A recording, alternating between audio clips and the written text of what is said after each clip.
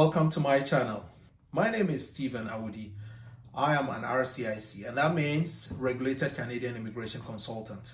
I live in Canada, in the province of Alberta. As an immigration consultant, I've been dealing with people all over the world, and there are issues that do come up, and I get contacted to help clients answer those questions, address those issues, and then help my clients achieve a successful results in their Canadian immigration journey. There is one thing I would like to talk about today, and that is checklist. Now, the Canadian immigration regulation has different categories of visas, and every category of visa has a checklist that an applicant needs to meet in order to be granted a visa. Now, if you do not meet the checklist, then a visa officer would have to make the judgment whether to use other information in consideration by approving your visa or deny or refuse your visa. Today, we are going to look at certain mistakes that other clients have been making, and that is they get a checklist, all right, but to them, so far as they are not able to find other things that are in the checklist, then they tend to submit an application. But let me tell you something. The checklists are there for a reason. So if you know that you are applying for a particular category of visa, let's say a study permit, or let's say you are coming to Canada for a visit. If you are coming to Canada for a visit, there is a specific checklist for visit visas. What do I mean by checklist? Checklist means all the required documents that you need to provide. Now, part of the package for a visit visa, there is the required checklist, and there is an optional checklist, optional documents that would enhance the application that you are submitting.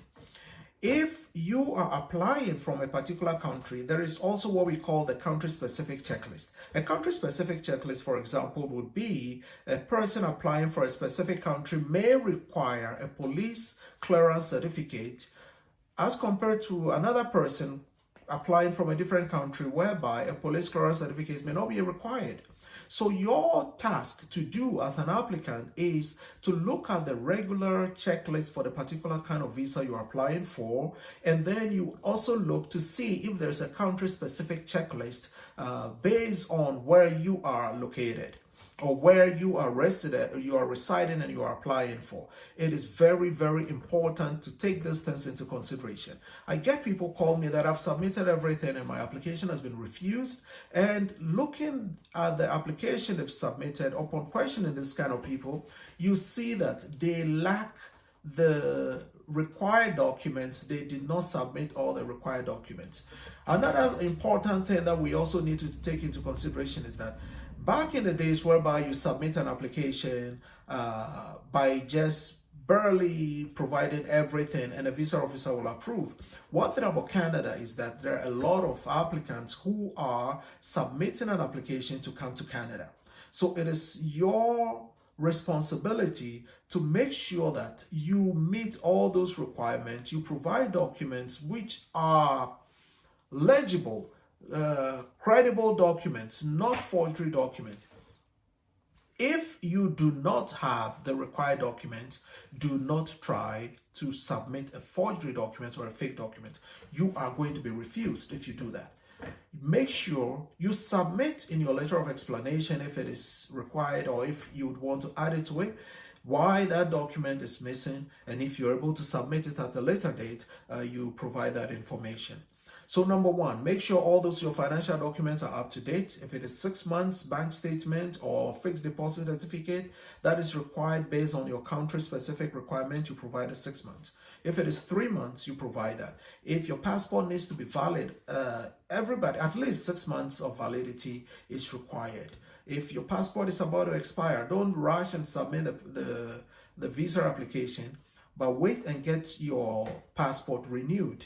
If you need to submit a police clearance certificate, submit that. If you're in a common law relationship, if you're married, if you need to submit a marriage certificate, make sure you get all those documents and submit it. And when that is done, your success rate is higher as compared to if you put anything just in the application.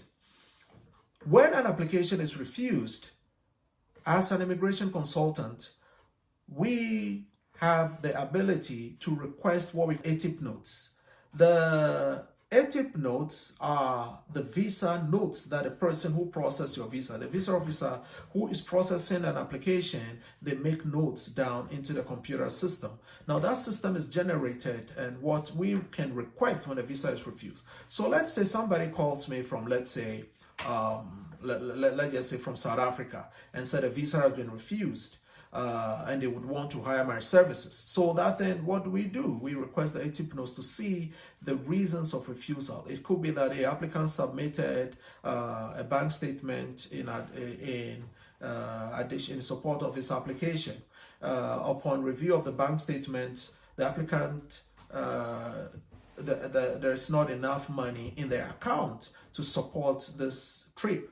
I'm not convinced this is a bona fide applicant. Based on those facts, the visa is refused. There is more detail in that visa notes than it is in the generic letter that is given to you, whereby they check and give to you. If you are applying for yourself, you do the due diligence. If you think you do not have the time, you will not be able to submit a very up-to-date, or you'll not be able to meet all the required documents for your visa application, that is what we are for. A regulated Canadian immigration consultant is somebody who have gone to school to study the immigration rules, the immigration laws that govern the immigration laws of Canada, refugee citizenship and all that. Upon graduating, has to also meet the eligibility requirement and then write a license exams and then pass. So that is what we do. So contact us. My name is Stephen once again. This YouTube channel is a channel that will be ongoing from now onwards, so that we could educate people so that they will not fall into all these applications that is always leading to refusals. Contact us today, hit the notification button, subscribe to us, so that we will know that if this kind of videos are beneficial to you. In our other videos, we are going to be looking at other things that affect somebody's application to be refused or to be approved. And subsequent videos, we will look at an example of ATIP notes and what a visa officer thinks and how you can use that to your advantage in order to increase your chances of being approved. I'll talk to you again. Check other videos in the channel. Bye-bye.